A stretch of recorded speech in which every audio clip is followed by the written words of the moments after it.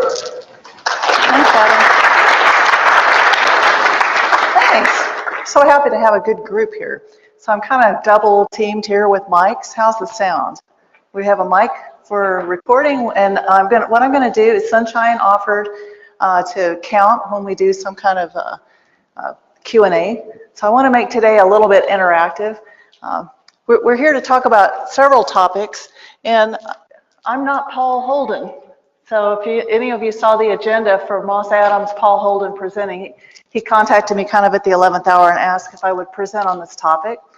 So I'm happy to be here. I adopted his name of his topic too. So we're going to focus on a few things. I think before we get started, I want to see if we could just, over the last, we won't age anybody here, but 3-4 decades or so, let's talk about what are some really pivotal events that completely uprooted and changed your business operations, whether you're in consulting or IT or whether you're in the hospital environment. Let's talk about what are some really big healthcare pivotal events. I'm going to get started with one, and that is changes in reimbursement. Let's go way back. So back when I was an X-ray tech, inpatient prospective payment. Big change, right? Especially for those of you in revenue cycle. 2000, OPPS. And we have a lot of other changes, especially with the Medicaid programs, commercial insurance is changing. What are some other big pivotal events? ICD-10. I'm going to repeat because we have some friends who are on the recording. I want to make sure that they're part of what we're doing here. What else? Yeah. For me, I'm in behavioral health care, so when it all moved towards case rates as opposed to service. Case rates and behavioral health. I heard another one. EHR, most definitely. Just basic X-ray.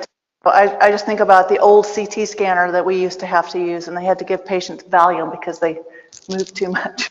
It was a horrible environment. Changes in your information systems. That's a pretty big deal, especially when some of the new IT vendors are requiring that you change your workflow processes, sometimes completely change them. And then you may have to change them again. Any other ones? I think compliance, because I think really in 2000 when the OIG came out and said, we want hospitals to have a compliance program and to follow that. When we had the FBI going into neighboring hospitals, I've been doing some charge master work, and it was on the news that the neighbor hospital in some part of Texas was roped off, cordoned off, and they were carrying out medical records. And it was an FBI sting operation. Scary, big, big events. And it really has changed hospital operations. Any other ones? Well, I have a really big one, and that is January 1st, 2019, hospital price transparency initiatives. And you hear I'm not saying charge master publication right now. So I know several of you are here. Who's in the consulting and IT side for charge master? Come on in. You can come sit up front if you want to. I'll pick on you. Come on in, it's good. All right, so here's what we're going to talk about today. I did expand Paul Holden's presentation somewhat. So there's a little letter missing in the introductory title that I want to clarify. So we are going to talk about this new Medicare mandate. And I'll tell you right up front, there's not much information to share that's coming from Medicare right now. So what I want to share are things that I'm hearing from our many, many customers on the consulting side and the software side and their concerns. I want to talk about what some of my consulting colleagues are talking about with us, and kind of give you an idea of some things to plan for. If we do want to publish certain parts of our charge master, we want to be sure it's appropriately published and appropriately represented. Part 2, we're going to talk about planning a little bit further for your 2019 charge master updates. So just show of hands, Sunshine's going to help with a little count because I want to report it back to the attendees who are on the video. So who's in charge of their charge masters here at in a hospital environment here in the room? 1, 2, 3, 4. About 5 people? Okay. And who's here with a primary concern about price transparency? Yeah. Yeah, so I think kind of the majority of the room. And the last topic that we're going to talk about, of course, I don't want anyone's eyes to roll back in the back of their head, because sometimes when people like me talk about ChargeMaster and coding, it gets dry. But I did come prepared to give you a little preview of 2019 CPT updates, which we've already received from AMA. So who's interested in CPT codes for the coming year? Oh, good. Well, raise your hands up so we can get a count. Great. Okay. That's good. I'm glad to know that. I like to know who's going to be interested and who's not going to be interested. All right. So now that we've talked about those, let's talk about ChargeMaster transparency. And I have to tell you, I have some quotes in my presentation and I have some titles in my presentation that might sound a little bit counter to what I'm going to talk about here. So I want to kind of call to your attention. We're going to talk about 2019 requirements. We're calling this CDM Transparency, Charge Description Master. We're not necessarily talking about publishing your entire Charge Master on the internet until we talk through what Medicare is actually requiring for January 1st. So even though I'm calling the presentation CDM Transparency, we might want to call this Price Transparency. All right, everybody knows what a Charge Master is. And please come to the front if you want to. You're more than welcome. Or bring some chairs to the back if you'd like. You can drag them back there. We want everyone to be comfortable. All right, so everyone knows what a Charge Master is. It's a master file in your hospital information system. It might be called your EAP. So many of our clients now are on Epic.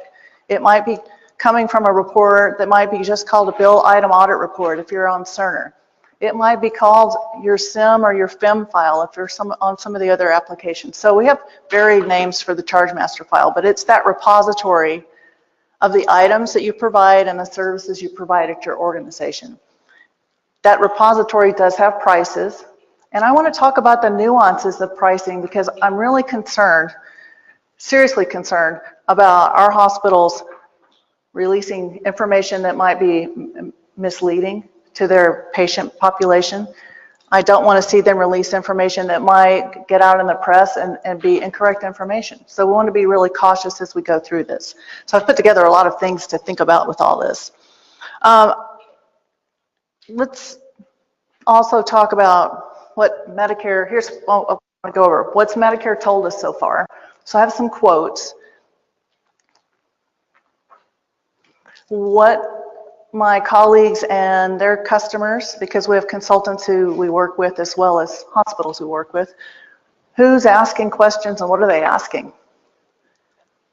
I want to go into what information you may want to include in a public portal for your Charge Master or in some kind of publication methodology. We want to really think about the data elements that vary so much for Charge Master. And of course, I want to think about, for you, I put a lot of thought into this before I came for this presentation. What can you do, some steps to get ready for further price transparency? We knew this path was coming. So some of you, we've already talked before to this chapter. I think it was in Portland last time I met with you guys. And we talked about what was happening with negative press stories and how much is out there related to the hospital Charge Master being such an evil thing. So here we are again a couple of years later and we're still talking about this, but now Medicare has embraced it.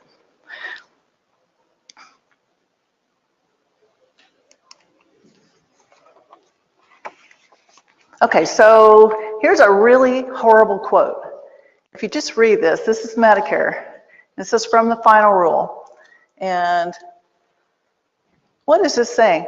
It's just rigmarole. Medicare's evidently came out in the final rule, and this we're talking about the inpatient prospective payment system.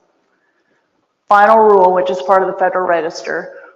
We had a proposed rule, now we have final rule with language. And Medicare's essentially, I held my breath waiting for this, and essentially came out and said, well, we're not going to tell you anything else.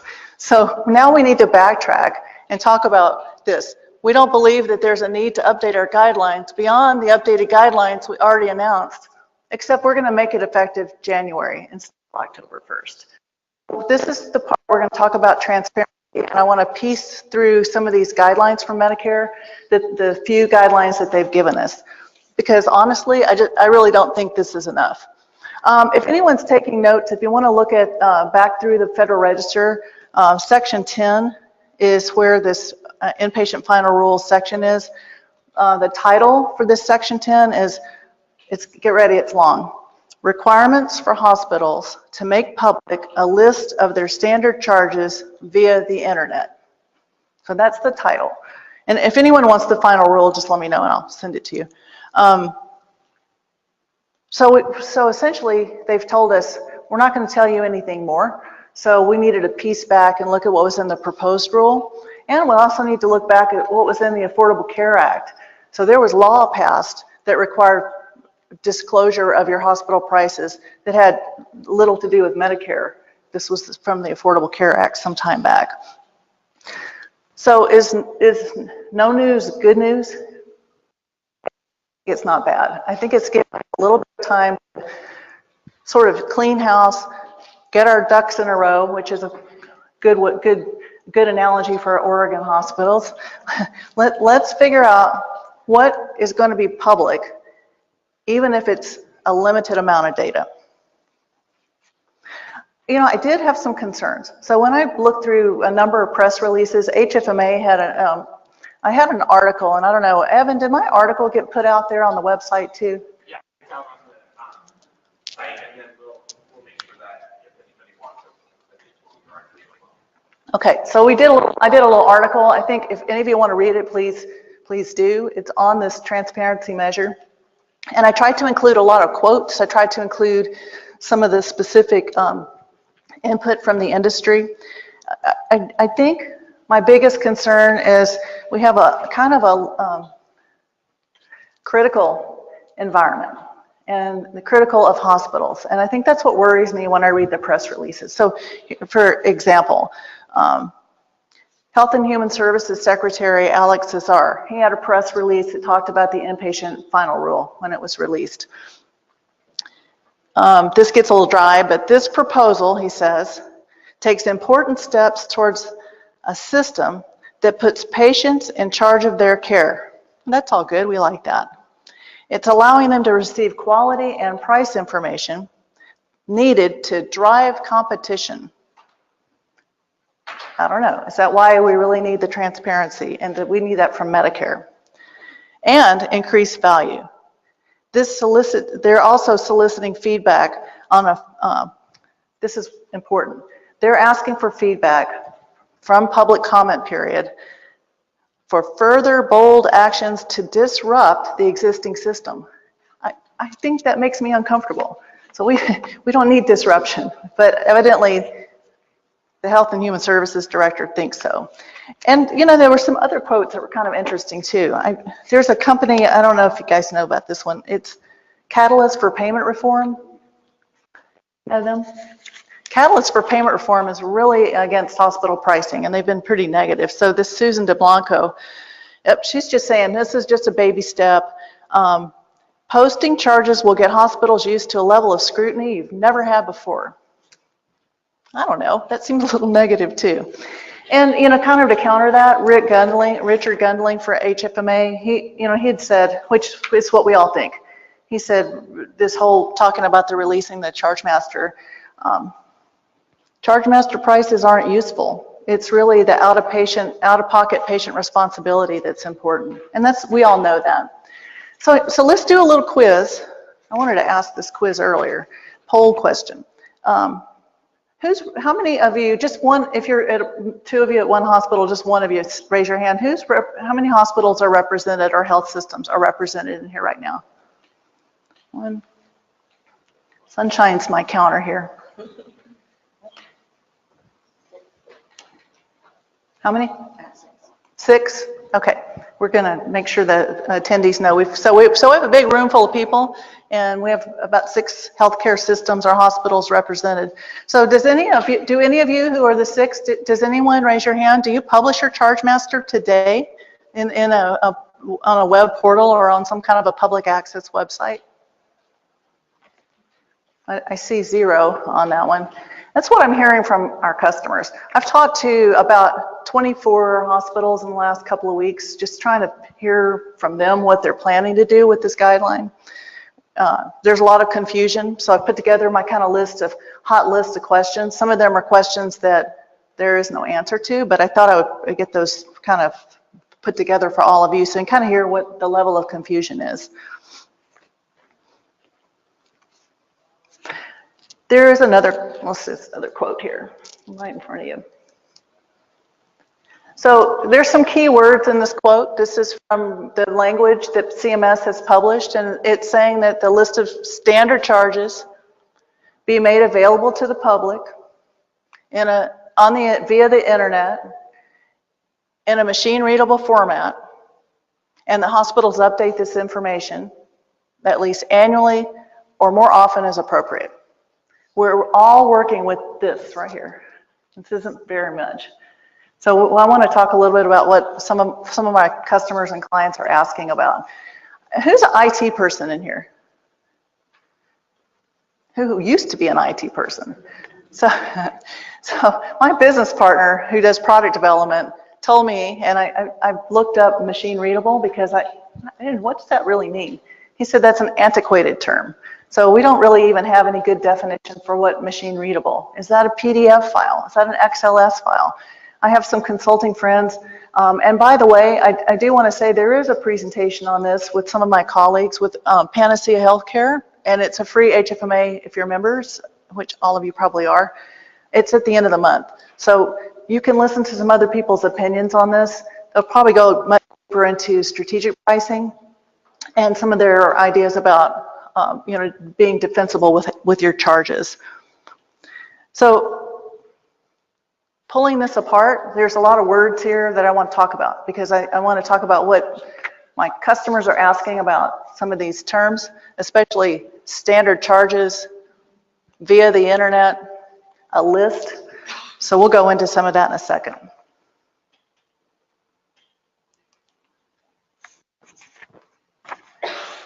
All right, so what are we going to base all this new action plan on? We're really looking at Medicare. How many of you have, I don't think Oregon does this. Does Oregon have any kind of a publication requirement for your charges or charge master statewide? Does anyone here from another state that does? We know California does. What states are some of your clients running into? Florida is one. Do you have some others that are published requirements? That are being published. I have clients in Ohio, Kansas, and Texas, but they're not publishing as of yet. They're not publishing. So we know Arizona has rate controls, and you can't even raise your price without going to the rate control board in Arizona. But California, you can just look at hospitals' charge masters. They're real varied in how they're published. So, there's not a standard format that's expected other than they're in an Excel format. Okay, so this rule, this was the proposed rule from April. It was finalized. There is a delay, so we know the inpatient rule was effective for DRGs and prospective payment October 1st. This was delayed until January 1, this release of your charge master data, however we're going to do that. This is based on existing ACA, Affordable Care Act mandates. This isn't new. This isn't something Medicare just came up with. So we're going to go backwards and talk about those mandates. And again, I have even called my colleagues, my contacts at CMS. They're not my colleagues. My OPPS contact's great because I can call and say, we found something wrong with your data, and they fix it and they thank us. But the inpatient people, I'm not hearing back. So I'm not sure what that means, but none of my consulting friends have heard back from CMS either. We have one customer in Washington who heard back from their map on one topic. So I'll talk to you about that in a second. And this is the ACA language that does talk about standard hospital charges. Essentially this is saying, each hospital operating within the U.S. each year has to establish and update and make public a list of your standard charges. It goes on to talk about also DRG type pricing as well. So this is really what we're based on. Who in here has a price estimator tool that you're using for your hospitals? So several, 1, 2, 3, 4. Yep. About 4 health systems. That's great. Last time I presented at HFMA, they had someone present who did that type of software, and it's pretty great that now there. Well, let's talk about what everybody's concerned about that I know. Let's kind of go into, in a minute, what do you need to include in this potential release? And I'm a charge master expert. I'm not the expert on advising you here. When Medicare is gray, there's not a lot of direction I can provide you. So I'm going to just tell you what everyone's worried about and what you might want to think about. Let's talk about also what might happen if your charge master data is released. I'm going to come back to this slide. Are patients going to have questions? Probably. This probably is going to create, if it is announced that this is public, which we don't even know if Medicare is going to really announce this is a new change. People are asking, are you going to be penalized? We've not seen any language that has any kind of enforcement teeth. We don't see anything necessarily. In the final rule, CMS is asking for public comment, or they're calling it a request for information, and they want to hear from whomever's reading the rule. Well, how should we enforce this? Should we penalize hospitals? I don't know if the people reading the rule are really going to say too much about what they want for penalties, but they are asking for information. And are more requirements going to be released? I suspect. So if you read the, if you keep up with the final rule language, whether it's OPPS, outpatient, Medicare physician fee schedule, or inpatient, Medicare hints to what they're looking at, and they talk about what's down the pike. And there was a request for proposal for vendors. We decided we weren't interested, but they wanted vendors to be able to help them create some kind of an internal information for Medicare to share charge master information. We kind of thought as a charge master vendor that probably would be a little bit of a conflict. So that's something that might happen. I foresee that if your data is in a machine-readable language, if it's just out there available for anyone to pull down, if Medicare has that in place, maybe by next year we might be seeing some further requirements. We might be seeing some mandatory formats. We might be seeing some mandatory submission and maybe some penalties. So just figure right now we're at a point, let's think about a SMART plan, and then as we move into the next coming fiscal year, the next year that will come up, let's think about, what are they going to ask us for? Okay, so I said I was going to jump on over to what do we need to include. We had a lot of quotes from our previous presenter, and that was a lovely presentation. I really liked all of his great input. I have a quote. So this is kind of a silly quote. Ralph Waldo Emerson, "Do not go where the path may lead. Go instead where there's no path and leave a trail."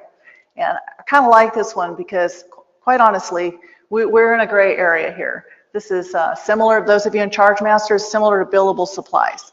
You really need to make your own policy because we're in absence of definitive guidance from CMS. This is exactly the same. So let's just think about some things we want to include and may want to include in your public information. First of all, not a sales pitch. If you're working with charge master vendors, you might want to talk about what are they going to provide if there's something, which we're in Charge Assist, we'll have a portal. And I think the portal is important because honestly, I don't want my clients to have everyone in the world looking at and downloading their entire charge master. So a little portal to be able to pull up the charge master file built by your IT people, something that's not just here's an Excel of my whole file, might be a really good idea. It might control the environment. Here are questions. So for my 24 plus people who've talked to me in the last week, the big one was, what's a standard charge? So those of you who work in the Cerner and Epic environment, you probably have quite a few different fee schedules. They might all be linked to the same charge number. So what are we going to include? So the standard charges was a little bit clarified in the comments from CMS. They said, we're not really asking for your contracted rates. We're just asking for what some of us call the price or the charge amount that's in the charge master file. So it's not contracted prices right now. One of my hospitals called me and said, well, we have inpatient and outpatient differential pricing. What do we do about that? Well, Medicare hasn't said that. So you make it up. You decide if it's appropriate. If you think that you want patients to look at your pricing, determine what is more appropriate or both. Medicare is not telling us. Oh, I had someone ask me, well, we have rural health clinics, we have home health, we have hospice, we have SNF, long-term care.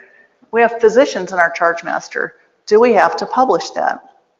Well, if we're going to just read the rules say that hospitals, they're talking about hospitals. So I have a number of, I don't want to name any of my clients. A number of my clients are really not interested right now in publishing physician pricing or anything beyond the limited hospital charge file. Again, it's not clear.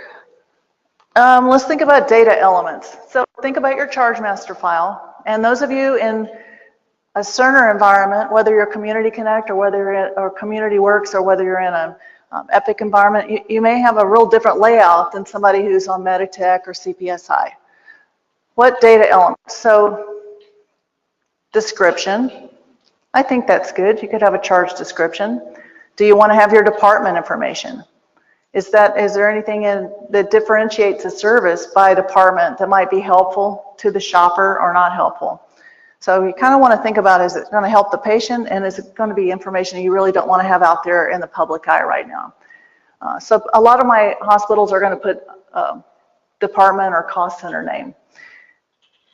I had someone who had an interesting idea, and when I talked to the American Medical Association, to our licensing person who we buy the CPT codes from, she's right now talking to their legal because they haven't advised, so that they haven't received advice and haven't advised their users of what about CPT codes. They're licensed. We pay for you. If you're our user, we pay to use CPT codes. So AMAs to this day, they're talking about, well, what are we going to do? They have, so do you want to put your CPTs out there? Do you want to wait and see if there's some licensing? Do you have a general licensing agreement anyway that's unlimited within your hospital? Things to think about. You might not have that answer right now, but things to consider. So open to the public eye. It's more than just your normal users. This is whomever wants to access that information. The more I talk to hospitals, the more they're kind of leaning away from publishing their CPT codes. HCPCS level 2 codes, the J codes, those are public use codes. But if you think about J codes as well, as soon as you start to put a drug code in your charge master in a public eye, do you have the right billing multiplier? If you have that functionality. Epic, it's taken care of. Other environments, you have to have a QCF factor or whatever that multiplier factor is called. Do you want that in this public data? Is it just going to create confusion? So think about, if you're publishing codes, what those ramifications could be. Do you really want to put revenue codes? Does it help?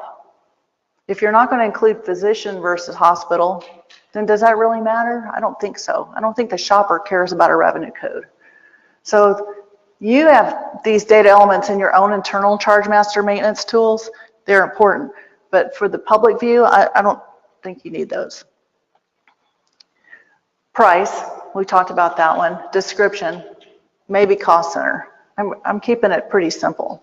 There is a data element that's in the CPT. So if you find out that, if we learn, and we can share some further information with the chapter, if we learn something, I'll let Evan know and he can let you know what we hear from AMA.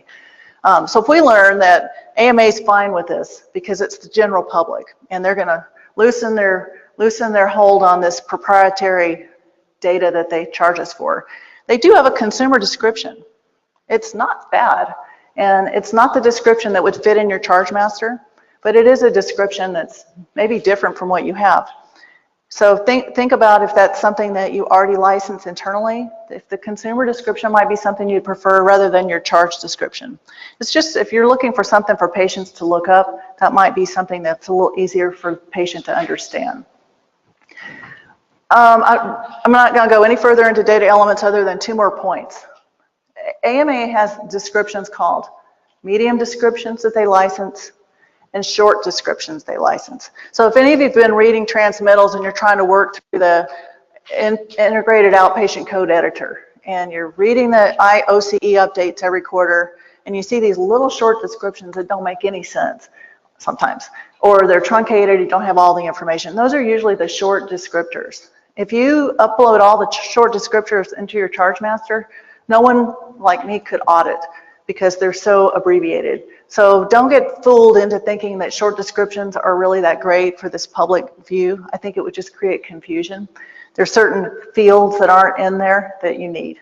So let's not do medium or short if you have a pretty decent charge description. It might be a good time to think about your descriptions. So I do a lot of charge master review work for little hospitals. Our big health systems right now, they're rolling along pretty good using their tool, and they only need reviews every once in a while. But this year I've had a lot of little hospitals, and I see some really weird charge descriptions. Sometimes they have weird acronyms, sometimes they have weird prefixes.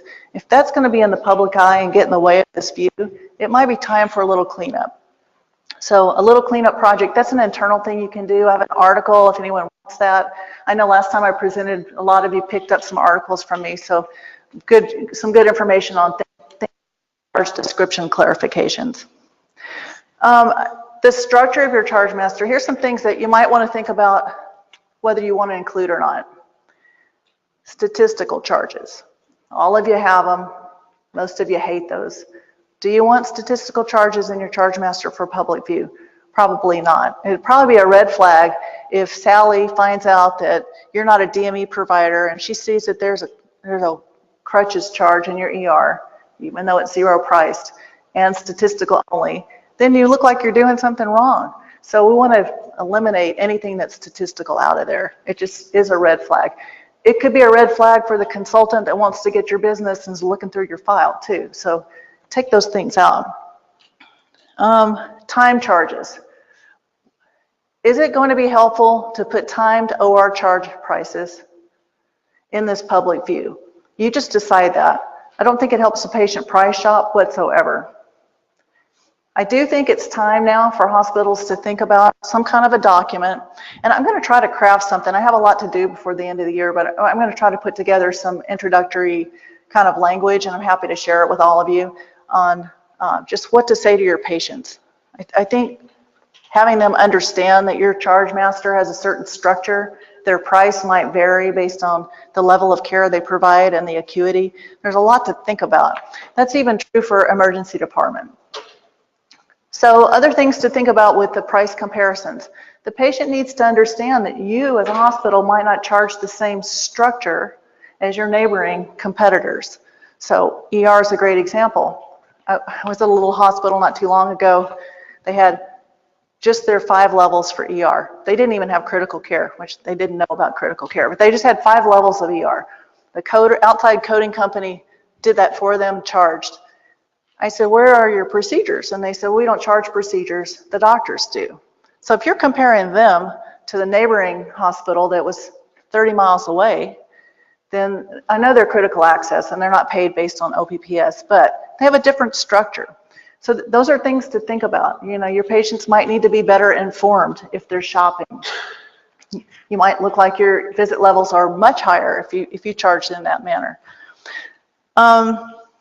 Reference lab versus your lab. Are you going to have double pricing? Are you going to show, you know, different prices? Is the patient going to even understand what the reference lab prices are, where they come from? Do you want to include your reference lab prices? Medicare is not telling you have to. You might want to think about how you price. I know in some states, California is the one state you can't mark up your price for reference labs. Oregon doesn't do that right, I don't think. So that's the only state I know that does. 340B drugs. Those are your discounted drug prices for those of you who participate in that program. If someone's looking for a drug, and if they trip upon your 340B prices, they're going to be really confused when they get another rate. So do you include 340B? So these are things to think about. And I see a lot of heavy note taking. A lot of this is in that article, so I'll save you some time. All right, so now we're what environment? Do you want to just do your hospital charges? Do you want to exclude physician, home health, hospice? Do you want to exclude long-term? You know, think about all of these.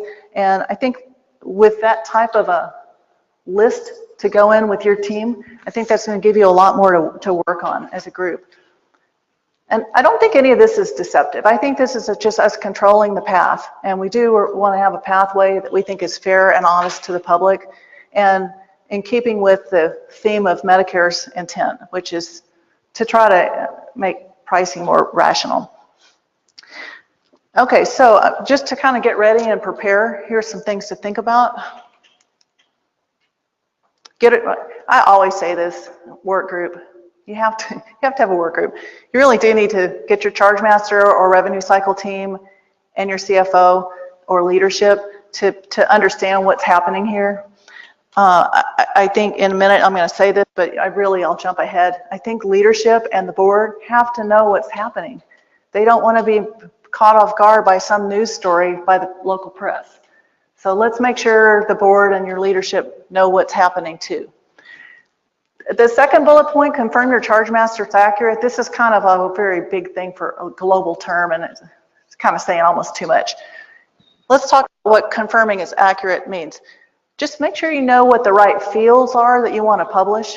Let's not include things that aren't valid anymore. It's a good time right now at the end of the year to clean up your charge master anyway. So get your departments engaged, and let's just get them to say, do you have cost centers or do you have charges that you don't even provide anymore? Let's get those inactivated and out of that report.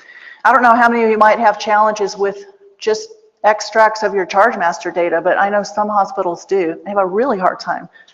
I've heard stories of consultants who've been given a file that wasn't even the right charge master. So we want to make sure you know the right data if you're going to be representing that to the public. So work with your IT or your IT vendor, make sure you have that information. If you're using a charge master tool, you already have that information. So yeah, think about having a complete and accurate file. IT plans. So if you're going to work on this on your own, decide with your IT, because everybody's IT is months away with their timelines, and it's hard enough just to get your year-end updates to them on time. So think about, are you going to have a portal? Are you going to put something on your homepage? Are you going to have a secure portal, password protected? Are you going to use your charge master vendor? You know, what are they going to offer? So, you know, we're having calls coming in now because everybody's starting to think about this infrastructure. What are we going to do about this? Think about also the patients.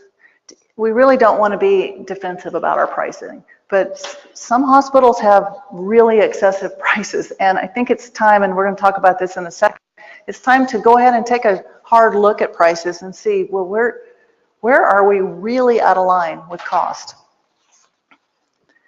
So I have a few more tips, and then we're going to go to phase 2 of our little presentation here. You don't need to do a charge master review right now. I mean, a review is going to take 10 to 12 weeks from a company that has a redundant, rigid manual review process. But if you have charge master tools, if you have a vendor who's helping you, do a brief audit. Do your own internal brief audit of your charge master file. Look for weird looking things. Look for those cost centers that don't make sense because you don't even have that. See what the highest price items are for certain cost centers. My article, for you with this, the article I put together, I would say 25 things to look at. So look at, you know, MRIs, CTs, high usage ER type services. I have a whole list for every cost center, so you can look at the article and kind of create a hit list from that. And I think that would give you a really good internal review process. So that's kind of, don't look out for the price. Don't be surprised with your price.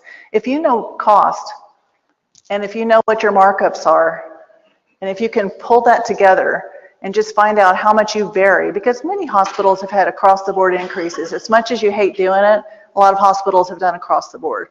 And too many across-the-board increases have really probably skewed your prices from cost. So it might be a good time to think about that. Hire a strategic pricing consulting firm. It's probably time to go deep. I recommend companies for that because I think going deep with pricing analysis is really vital. But you can do that high level too.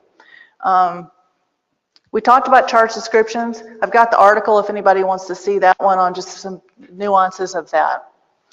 And then how are you going to monitor this? This is kind of like the compliance hotline. So I just went to a compliance academy and sat for the 4 days to be trained. And it's interesting in the compliance world that there's such white knights, and they do have the right, they have your organization's best interest at heart. And it's interesting how hard it's been for so many compliance departments to get the hotline to really work. Well, this is kind of like the same thing. We really need to talk about what's happening. Have we confused the patients? Is our board upset? Have we confused the public? Has the press come out with some kind of an expose? So we need to keep an eye on what's happening.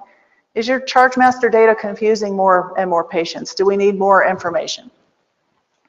So those are just some thoughts. So I have one last polling question. So just from what we talked about in this section, does anybody have a different thought about what you're going to do than you did when you walked in with your charge master? I'm not seeing anybody's going to do anything different because no one had a plan yet, right? I hope. Okay, let's, yes? Typically best practice, do you recommend, I've heard say they do it once a year, and I've heard places do it twice a year. What do you recommend in terms of updating the charge master? Great question. So we're going to talk about that next. So this is perfect, and I loved your presentation this morning, by the way. And we don't hear executives talk about charge master all the time. We were just sharing that. It's refreshing. So let's just a quick answer to that. We all rely on the HIPAA transaction code set. CPT-4 codes are part of that. HCPCS level 2 codes are part of that. There are other things in that code set. We have a quarterly update on that. If you're using tools, if you're using ChargeMaster products that filter your ChargeMaster for those updates, that's relatively simple because you can see what's changed in your file. If you're doing have a consultant who helps you, quarterly is key. So if you're trying to do manual work, there's a quarterly update transmittal. We do a summary every quarter. A couple of my analysts pull, all the changes, and we do a narrative in addition to the software side. There are changes. In fact, I'll share, I put some numbers together on some things that have changed in October, just for the quarterly. And I suspect most of your departments don't realize that they need to pay attention to their charge master more than once a year. It's hard enough just to get them to get engaged, but we do want to make sure they understand some of them have some codes that change.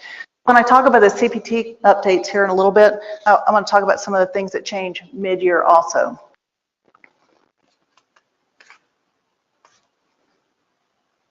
Okay, I'm going to get now next group of slides. Now that I've got this done, give me 1 second. Okay, so now we're going to talk about the update process. This is kind of my business. So I've been teaching charge master coordinators. I used to do group classes in Las Vegas, and it got hard to get people to go to Las Vegas. Their CFOs didn't want to send them, but it was always fun. And so now we do web-based charge master coordinator training and one-on-one. I'll come to hospitals if you need me. So that's something that we do. So this is part of what I teach. That definitely is not a sales pitch. So here's kind of the first steps. Once again, here we go. Who's on the team? Really, I found that hospitals who don't have a charge master team, whether it's the revenue cycle team or a subset of revenue cycle, if you don't have a team that owns the charge master, it isn't going to be updated. It just doesn't happen. I had a charge master review in a small hospital, and I did this presentation to educate the departments at the beginning and tell them what the project's all about. And the CFO comes up, and I really liked him, but he came up with the microphone, And he scared everyone to death about what they're going to have to own and what they're going to have to do, and it's all on them to keep up their charge master file and have to listen to me, the consultant over here. He scared them all. None of those departments had been, later, I calmed them down. No one had been trained. No one was oriented. No one knew what a HCPCS level 2 code was. No one knew what a revenue code really meant. No one knew the rules. So scaring departments isn't going to help. They have to be walked through charge master management. So this is a team more to support the department managers, and we do want to get them engaged. Understanding your IS environment. So we have a lot of diversity in hospital information systems. I used to work for a vendor a long time ago. I did order entry, but one of the things I found is back when I did that kind of work compared to my charge master career, we've seen an evolution of functionality and data elements in charge master files. They're not even called a charge master.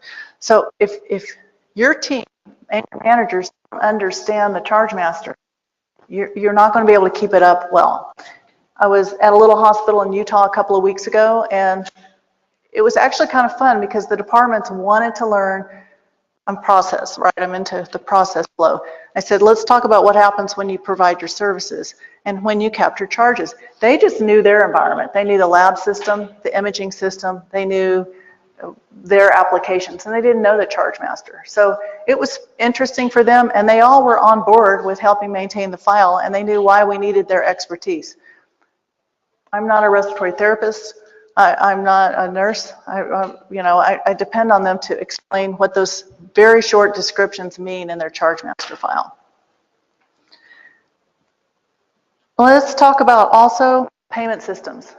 So if you have a consultant come in and they're talking about OPPS and the departments don't even know what that acronym means, or if they hear someone else talking about the new Medicare rules and you're a critical access hospital paid cost-based, your neighboring hospital is paid under another payment environment, outpatient perspective. We're talking apples and oranges as far as payment systems. So every department needs to be oriented to how their hospital is paid. It's not necessarily all the details, but more just the nuances of how you're paid. Coding information. So I think a lot of departments are really unclear on, they get a hard copy CPT book. If they don't use charge master tools, who are you with, by the way? Okay, so nice to meet you though. You've worked in the world. So those of us in the charge master software world, we provide coding information, AMA, HCPCS level 2, payment system information, payment system indicators. It's all linked together, guidelines from the AMA. So we have information. Some hospitals don't have tools and they rely on just books. So if your departments are familiar with a hard copy, get my CPT book. And I love when my book comes too. I already got it, I've already gone through it. I love CPT hard copy, but that's not enough information. So understanding codes, the codes that apply to a department, the codes that are not supposed to be reported, those are the nuances of charge master management that are really, really important. So understanding codes that apply are really key. Even when we get to these levels, and I've used this term, I haven't explained it. So those of you who don't know, HCPCS level 2. Remember when Medicare used to be called HCFA? So HCFA, Healthcare Financing Administration. So that was the original acronym for HCPCS codes, HCFA's Common Procedure Coding System. Now it's Healthcare Common Procedure Coding System. CPT-4 codes are a subset of those. These are all adopted through the transaction code set under HIPAA. CPT-4 owned by AMA, you pay for them, they're licensed, there are controls on that data. Also on the good side of AMA, I love working with them. I go to their meeting every November. I listen to what their committees say. They're going to introduce new codes, and that's what I'm going to share with you later, or some previews of what we're going to hear from AMA when I go to the meeting. So this is just a preview for CPT. So anyway, sources of data, whether it's coding data or payment system data, really, really important. It's hard to keep up your chart without your departments knowing that stuff. Plan your update processes in the timeline. So don't forget, we have little bits of information that are already out. So we have CPT codes already. That's great. Customers are already looking at their charge master files with that. We have people already looking at the proposed OPPS payment rates. I'm going to give you a little preview of OPPS.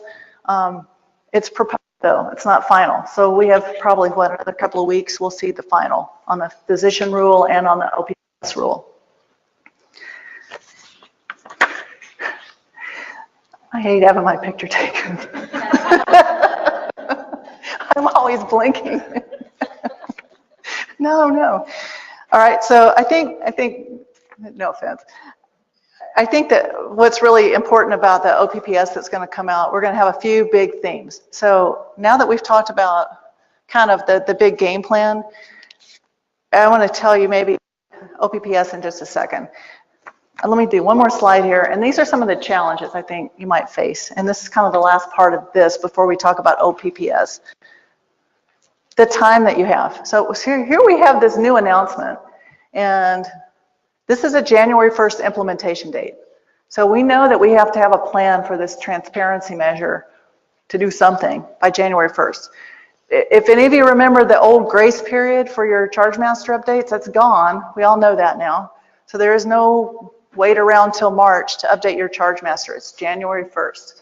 If you have ancillary systems that need to be updated, you need to work with them too, because if you have to have their master files updated along with the charge master, IT might be involved. Don't forget pharmacy. If pharmacy's taking care of, if you're Epic and they have an ERX file, who's monitoring their codes? Charge master team should. You don't have to get in their data, but you need to have access to see what's changed for them too. They might not know about the changes. They might not know about payment indicators. So think about pharmacy. Sometimes they're really great at what they're doing as far as maintaining their file, but they might not understand the nuances of code accuracy. Walk backwards, I think, with your updates, because we already have CPT. A lot of your departments probably already have a CPT book if you're going to go hard copy on this. We have proposed rule information, but honestly, I don't recommend making a lot of decisions until we have final information from the physician side as well as the outpatient perspective. So let's just probably wait, even though we have proposed information that I'll share with you. Walk backwards for education. When your educators going to, your consultants or the people who help you with updates, when are they going to be ready? So my class is the second week of December. I used to try to get it done the first week of December, and it's too much information. We do little webinars. So we do little pre-recorded webinars, and it's a lot of information. So ask your vendors, your coding consultants, your revenue cycle consultants, when are they going to have their educational materials ready for you to deploy to the departments? I would recommend you not just push out the educational material. I would recommend you sit as a team with the departments. It's a great opportunity.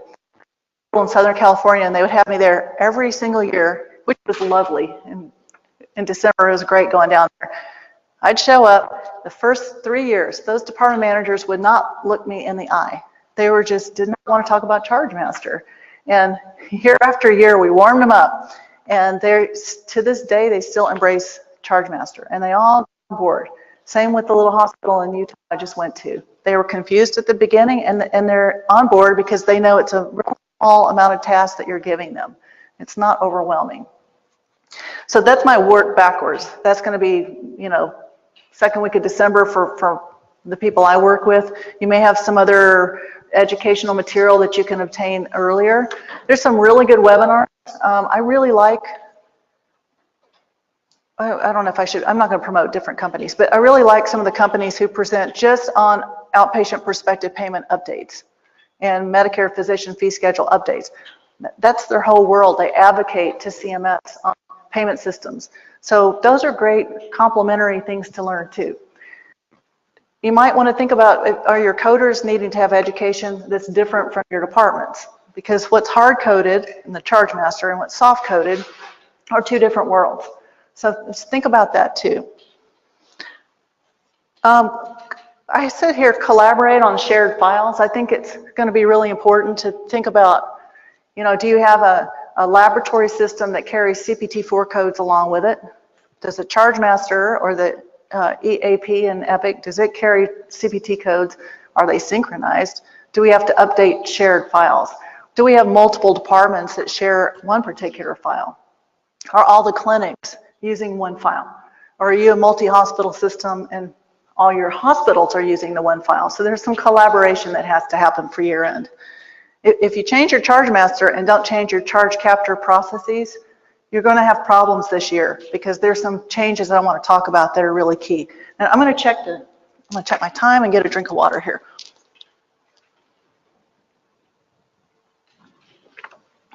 Okay, so we have like 22 minutes, so I think we're good. Oh, the updating your information. So I want you to be really careful. This third bullet point, update risk if you have invalid or inaccurate data. This is really, really important. If you have something wrong with your charge master, auditing tools may not catch it. It might be something that has been wrong, but it's a valid code, it's just the wrong code. If you do an automatic update, and some of the vendors do this, we just tell you all the, not charge master vendors, but HIS vendors, sometimes they'll say, we're just going to give you all the changes. If you're only looking at changes, and if your data is wrong in the first place, you've just compounded the problem. So oftentimes, especially this year, we're seeing from one code to multiple codes. So just a simple replacement function is not necessarily going to be sufficient.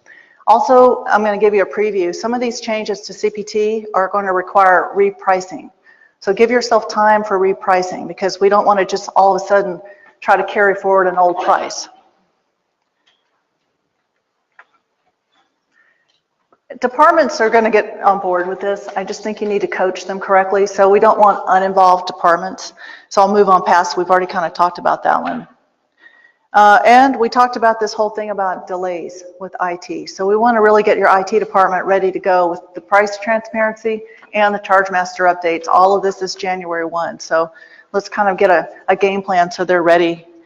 If you have a vendor who does your charge master maintenance for you, I have some Cerner clients who have Connect and they're in contracts with Cerner to do their updates. So that's another party that you need to rely on and find out about their timelines.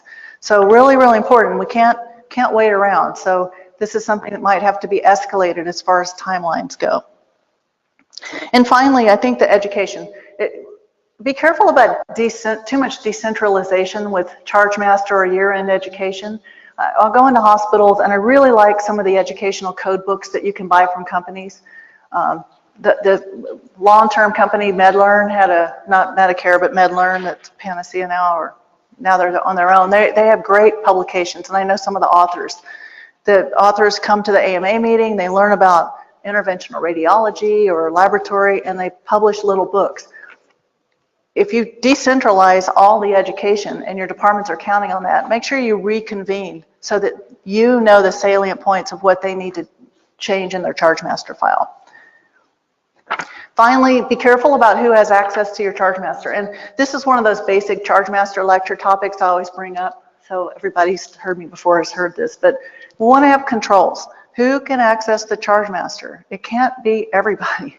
It can't be necessarily some people in IT. Some people should not be changing the charge master. There have to be controls. So good, there are functions and charge master tools that allow change, add, delete controls that allow queries when you have a charge request that allow tracking of that. Even if you're just on paper with your tracking, you have to have some controls in place. I've seen some of my hospitals who I've known for decades now who've just done a really, really good job enforcing controls to the charge master. It makes a world of difference when it comes to integrity. Okay, so does anyone want to ask anything about charge master maintenance? And did I answer your quarterly update question well enough? Another question is, because I have a charge master team, composition of the team. I'm part of that. My CFO, my CNO, I also my surgery, pharmacy, and lab manager. Any other services that you think should be part of that? You have a big team. Yeah, that's great. So some hospitals have different approaches. So how many beds is your hospital? I didn't have a chance to look. Okay. I like that you have that size of a team. And there are some hospitals who can barely get a committee with the supporting team. So I have some hospitals who have their department representatives as owners, but they're not on this oversight charge master team just because of time and resources. So they're kind of ad hoc. They're brought in when something happens that affects their department and at year end. So for those hospitals, I'll see a patient accounting person. Might not be the patient accounting director. It might be someone who's good at Medicare billing and Medicare regulations. I like to have someone from coding. When they're coding through their encoder tool and the charge master has codes and there's redundancy, we need collaboration. So I like to have a coding person on the team. Definitely someone who manages pricing, whether it's at the executive level or whether it's someone in a financial analyst.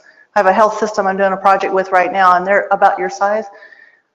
They have 4 people who are sitting in our meetings for our project because the finance people are heavily involved in, cost report, pricing, many things, statistics, the cost accounting. So it kind of depends on the environment. So I think it's important, and I like that you have thought through the structure. One of the things I found is some hospitals bring in too big of a team and then they can't ever get everybody together. So how often do you meet? Once a month, good. I love that. Do you look at, it sounded like from your presentation that there's some reconciliation requirements for charge capture. Yeah, everyone take note. I think that's a really great approach. And so many hospitals have really fallen away from their requirements for charge reconciliation. They let some departments slide a little bit, and you lose control. And that's another topic, so we won't go too deep into that. Does anyone else have any questions about your charge master updates and the year end and preparing? It's a project. And I like to tell the departments, don't be scared. It's not a scary project. It's not hard. No one's going to be laid off. It's a project though, and it needs to have some timelines. And enjoy when it's done. I have a little evaluation. If anybody wants it, just email. I'll put my email up here. I have a year-end evaluation, so you can evaluate how well did you do, how did the departments do, how well did you serve the departments as a charge master team. Did you use any of those evaluations I gave you? We certainly reviewed them. I don't know if we used them all, but we have a good process in place for the annual. Great. Updates. So they have a good process at OHSU, and we had talked in another presentation about assessments and evaluations. Okay, so we're down to about 15 minutes. I'm going to finish up. I'm going to talk about codes, and I'm going to go kind of fast through some of these codes. I hope you guys don't mind that, but there's a lot to talk about. So as I said, mid-November, I always go to the AMA meeting in Chicago. AMA is very formal about their updates. They have committees. They give you previews of what's going to happen within their earlier in the year meetings. So when they have this meeting, it's very enjoyable because clinicians, doctors, are typically the ones who present what's going to change. So I'll have more insight in all this. So if anyone's looking for education, that's something we do later on through our little webinars. So this is a preview. The other thing I want to say, just like the title of my presentation was a little deceiving about charge master transparency, this is a preview. Don't hold me to these numbers. So if anyone writes numbers, you might see something different later. So this is kind of a busy slide, and this is something that I don't need to read it out to you. I'm just going to give you the highlights. So 163 new CPT-4 codes. This is CPT-4. This isn't HCPCS level 2 yet. We don't have that. 45 changes in descriptions, and I call these content changes. We differentiate ourselves. We look at grammatical changes as pretty insignificant if they move a period or a semicolon, but content changes. And there's some real important description changes you really have to pay attention to this year. One of the things that we do is try to explain the changes. So you have to read what changed and why. 95 codes are deleted. So that's about 303 on my first count. I just manually added them up. So if I'm off by a couple, forgive me for that. I don't think in this file that I had any category 2 quality measure codes. So that's not in this count. So I'm going to talk about that in a minute. And what happened last year? So last year we had 152 description changes, 45 this year. Why? I think AMA ratcheted back on their changes. They knew that Medicare needed to catch up. That's why we had a couple of years that Medicare wasn't taking the codes that were in CPT, and they created G codes, temporary codes, and they kind of collaborated and said, we need to slow down over here and let you catch up with the comment periods for the new codes. So I think we're about there, because that's already been a couple of years. So I think it's manageable. I think 303 is way better than some years. I'm going to talk about what some of these are now that we have a few minutes left. By the way, big changes in OPPS and in the physician are proposed for visits, E&M codes, payment rates. So we want to really watch the final rule and hear what's happened with the public comment period. We won't go too deep into that because I don't like to lecture on anything that's still proposed, because we just don't know what's going to happen with that. But really watch your E&M payment rates, and let's just see what's going to happen. Let's make sure we know whether the codes are going to stay as they are, or whether we're going to end up with some temporary codes from CMS. Let's go to E&M then. All right, so I don't have any details on here. Are we 10 minutes? Okay, good. All right, E&M codes. We've got some movement towards more remote telemedicine, remote care. There's a new code for chronic care management. There's a little bit more on interprofessional consultations. So, when you do those doctor versus doctor communication. And all of these that I'm talking about, look at, if you're prospective payment, look at the payment indicators. OPPS status indicators, if you're OPPS paid, to see if these particular codes I just mentioned are even going to be paid. That's really, really important, because oftentimes they're not. Surgical range codes, those that might matter to the charge master. We've got some fine needle aspirations that are really common that are going to have some changes. Description changes, deleted codes.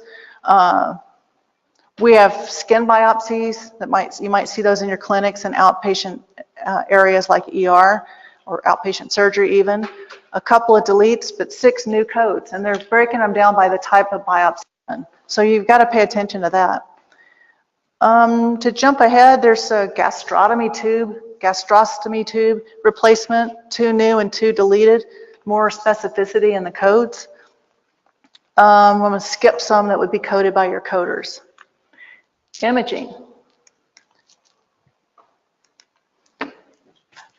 The old code for fluoroscopy, 76000, is just a general fluoro code. All of you have it.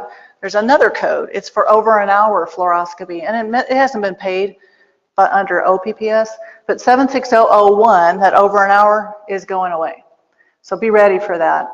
There's a new ultrasound techniques. It's using this microbubble contrast. It's looking at it's better for imaging. So watch for some new procedures in ultrasound, some more for ultrasounding the liver to see how elastic or supple it is, some new technology for that. MRI of the breast, they're going to get 4 codes are new and 4 are ready. That's big, you don't want to miss the updates. And then I don't know what's happening with them, I'll know more. There's a B12 called a Schilling test that nuclear medicine used to do, and for some reason those codes are going away, but I didn't see what the replacements are. And when you work with radiology, don't forget you have surgical range codes too. So we have those interventional code pair. Lab, this is a quick one, but it's a lot. So lab, 66 codes are affected. So this is probably one of the bigger departments to be ready for. 47 of these are gene analysis. We know that's the newest technology, and that's where the codes are going.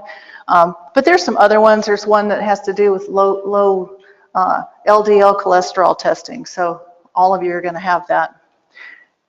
In the medicine range, I'm going to jump ahead and just say car seat testing has been clarified. So it's not just requiring a nurse to do the car seat testing. It's not just going to have to be a neonate. It can be a baby up to a year. So I know a lot of you do that, and you want to be able to have a code. We'll see if the commercials are going to pay for that. They probably will. Behavioral health, though, has huge changes. And there was someone who asked a question about behavioral health earlier who's in that world. So behavioral health is going to have 28 new codes, or codes that have changed. 20 are new, 7 are deleted, 1 is kind of a description change. That group gets together every couple of years. They come to AMA, and they do these big revival of their codes and clean them up and try to bring it to the current practice of behavioral health. So that's why we're seeing the changes there. Don't forget Category 3 codes. Those are the ones that end with a T. Many of those are paid. If you don't know the status indicator, you don't know if they're paid. So look at your Category 3s. So running down to the end here.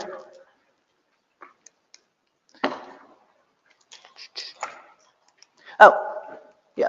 Category 2 codes aren't in there. We don't have the dental codes yet. We don't have HCPCS Level 2. You'll have all of that from your chargemaster vendor or through your publications, probably in the next couple of months. It's usually about early December when we get all of that. As far as your action plan, if anyone wants to go to www.chargeassist.com is my website. I have a little news center. Put articles out there now for free. I decided I wasn't going to be so protective about my content. So look out there. There's an article on the charge descriptions. There's articles on updating your charge master file. A lot of these action plan items are in an article. So feel free to take a look at that. And you can use that internally. If anyone has questions, my email is here. I'm happy to answer them. Our Holliday, make sure you put the 2 L's at chargeassist.com. So anyone want to ask anything about code updates or bigger questions about your master? Yes. So for this is Kelly from OHSU. So for the January 1st requirement to post charges, what would be your recommendation on the bare minimum that you would say an organization would need to post to meet what we expect to be the... Okay, so Kelly asked about what's the bare minimum for publishing for those on the listening in remotely. Charge description, price, limit your content to your hospital charges. Think about a password protection or think about limiting the access to maybe a lookup function and maybe not just an Excel file of everything. Medicare hasn't told you you have to put an Excel file of everything. Yeah. They did yesterday. They sent out an FAQ that indicated that they need a CSV or an Excel format, so they indicated what was their definition of computable. Machine readable? Yeah. They did an FAQ while I was traveling. Okay, so yeah, Evan said, in case, is your voice going to be on that? There's a FAQ out there. Take a look tomorrow. I wish I'd seen that. So yeah, okay, we'll look at that and see what they say. Okay, good. So Evan just shared with those of you on the recording. So there's an FAQ that gives a lot of the details. I wish I had seen that. I was too caught up getting ready for today. So yeah, so what I'll probably do is update my article too. So if anyone wants to just check my website, I don't have this one out there yet. So I think what we'll do is the one I had for the group, I'll do an update on that. I'll send it to you and we'll incorporate that information because that actually clarifies some things I've been calling CMS asking for details. And now we have more. So let's see what they say. I want to read it first. So everybody ready for lunch? Okay, we're all good. And, we have 10 minutes. I thought I had ran out of time. Yes. Just a commentary on my presentation, I mentioned about carve-outs. And part of the contracts, usually you put some rep codes. So make sure if you're going to make some changes in your rep codes that you also update it on the contract that you negotiated with an IPA with the health. Really good point. So revenue codes, a great one to think about are your implants. And that's important for cost report. If you don't have your high cost implants with the correct 278 or pacemaker revenue codes or intraocular lens, it's not going to the right place for cost report or contracts. Really, really important. And yeah, I don't minimize revenue codes. There's so much we find that's inappropriate with revenue codes or misrepresent. Yeah, thanks for sharing that. Yeah. Does anybody else want to talk about this update? You want to talk about the memos more? So what else did you see? Did they say they want pharmacy price? They want the price, or they're okay with just to have a markup method? It just indicated they understand that shells, like general shell codes are utilized and that you need to be transparent and educate your method. It didn't say that you had to provide a full pharmaceutical extract of your cost plus your markup applied. Okay, so if that doesn't come out on the recording, then look at the transmittal on that, the FAQ on that one, for drugs. They did a formal FAQ, they just did a Q&A. They and did. Like a short doc for now, so with more information to come is how they put it. Yeah. So, Maybe that's why they didn't call me back. They're like, oh, we got it.